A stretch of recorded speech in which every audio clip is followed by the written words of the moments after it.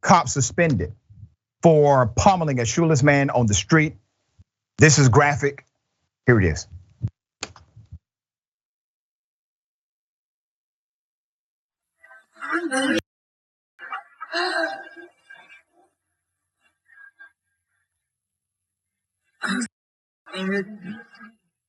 This is bad. We gotta get out of here.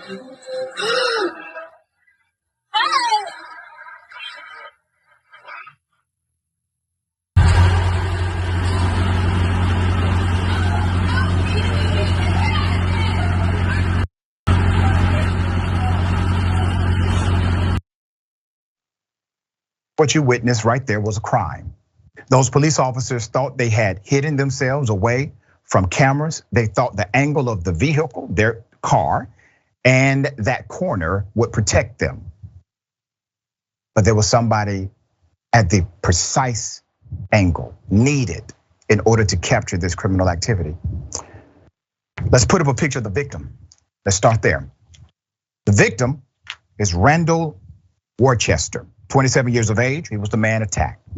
According to witnesses, he was sitting on the curb and talking with law enforcement officers when she arrived at the gas station. Johnson said her sister reported the man stood up like he's going to run away and the officers tackled him. The witness thought the man seemed to be in mental health distress.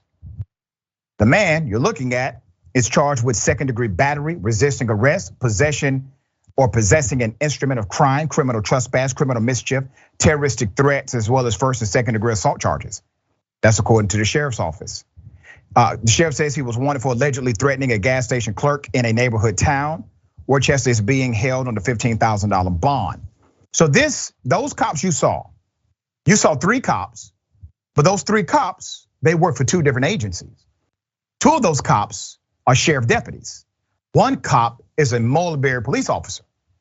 Now, granted, they have different protocols, perhaps. They have different procedures, maybe. They have different supervisors, yes. Their training is slightly modulated for their particular position. They have different ranks. They come from different walks of life. But they all did the same thing. All of them were on the same page. All of them. Now, one of them said, wait guys, we don't need to do it this way. Or hey, calm down. Now, one of them intervened. Now, one of them reported the other because the culture permeates beyond the policy. There's more to this story. The Mulberry police officer is now on administrative leave, pending the investigation outcome. Now, that administrative leave comes with money, ladies and gentlemen.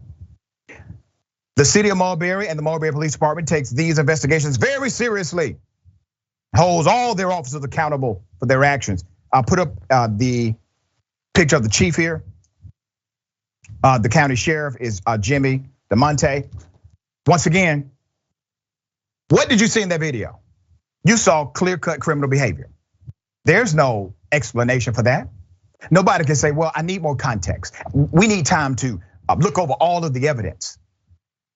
These are stall tactics that have been utilized for many, many years by law enforcement. The reality is, cop and community, the divide that exists will not remedy itself, will not start to repair if cops are not held accountable quickly, swiftly.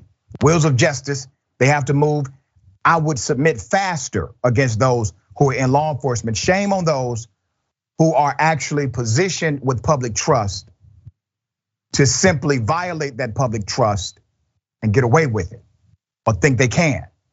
Those are the people prosecutors should say we need to make an example out of.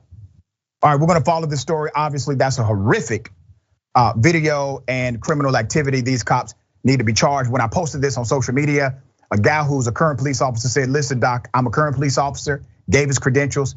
He said, I hope these cops get charged and convicted without question, all right? Okay, David, thoughts on this case?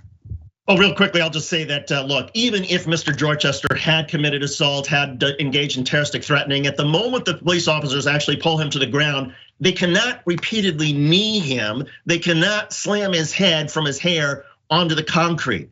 It is not the responsibility of police officers to mete out punishment when somebody commits a crime. It's the justice system, the juries, the judges that do that. And anybody who thinks, oh no, the police are somehow justified, they are justified in some cases to use force to get somebody who's trying to run away, even though this was clearly a mental health crisis. But at the moment that they've got him on the ground, they cannot keep beating on him. And to me, this says that these cops just wanted to send him a lesson, even though he was probably so confused mentally about what was going on, that the only lesson is that these are some really, really bad cops. Really bad cops. And listen, you know this, I know this, not their first time, not their first rodeo. First time caught, yes. First time on camera, likely. But I guarantee you, once we get all the exposure we're going to get out of this case, all of those cops are going to have a historical reality of violence against citizens. I promise you that. Happens every time.